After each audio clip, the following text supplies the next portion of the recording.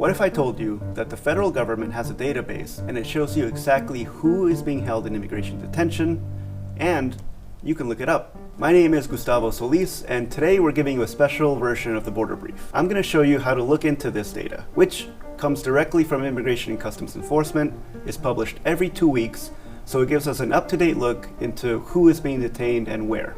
The first thing you're going to do is go to this website, scroll all the way to the bottom, and download this data set. That will take you to this spreadsheet, which looks a bit overwhelming, but don't worry, I'm here to walk you through it. The first place you want to start is this Detention FY25 tab.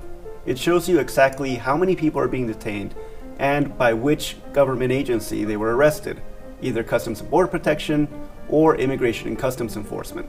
This table helps us get beyond the rhetoric and take a look at a historic transition in immigration enforcement under the Trump administration. It shows a massive shift from people being arrested along the border by Customs and Border Protection to people being arrested in the interior of the country by Immigration and Customs Enforcement. Compare the last few months of the Biden presidency to the first few months of the Trump administration. You'll notice that under Biden, most of the arrests came from CBP, almost twice as many as ICE. But it's the exact opposite under Trump. You can see that starting in January, ICE began arresting more people than CBP. And that trend has grown each month since then. This data shows us the trend of less people at the border and a lot more enforcement inside the US. Now, we know ICE is arresting a lot more people, but who are they?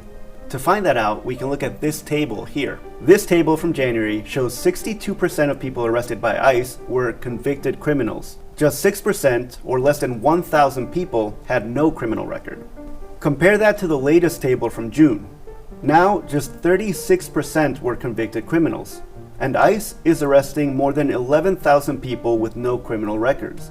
That's almost 1/3 of all ICE arrests. Now, we're seeing a sharp decline in the number of convicted criminals and a massive increase in the number of people without criminal records. This shows us what happens when the Trump administration puts a lot more pressure on ICE to increase the number of arrests. There are only so many murderers and rapists out there, which is why ICE has gone from arresting less than 1,000 people without criminal records to more than 11,000 in a short amount of time. Let's dig a little deeper.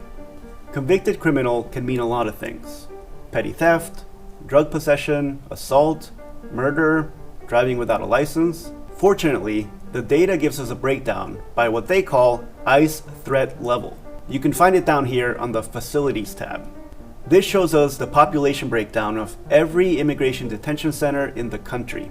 According to their footnotes, ICE threat level is graded on a scale of 1 to 3, with 1 being the most severe.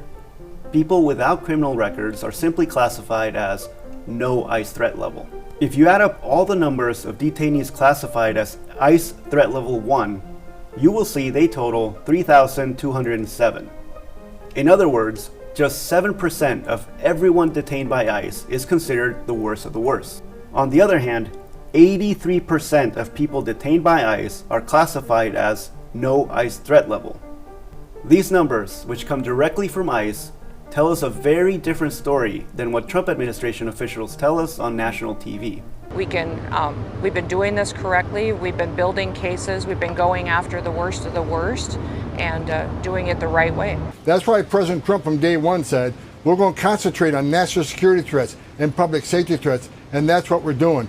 And we can't take the risk of letting these Biden illegals roam around freely so that the next American daughter can get raped, the next American kid can get murdered, the next American family can get splintered and torn apart. I want to leave you with a little homework assignment.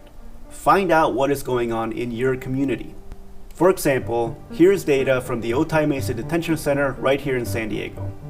I can see exactly how many men and women classified as criminal and non-criminal are being detained here. As you can see, it's people who are classified as non-criminals. You can use this data to find out what's going on in your community. Thanks for watching. I'm Gustavo Solis, and this is the Border Brief.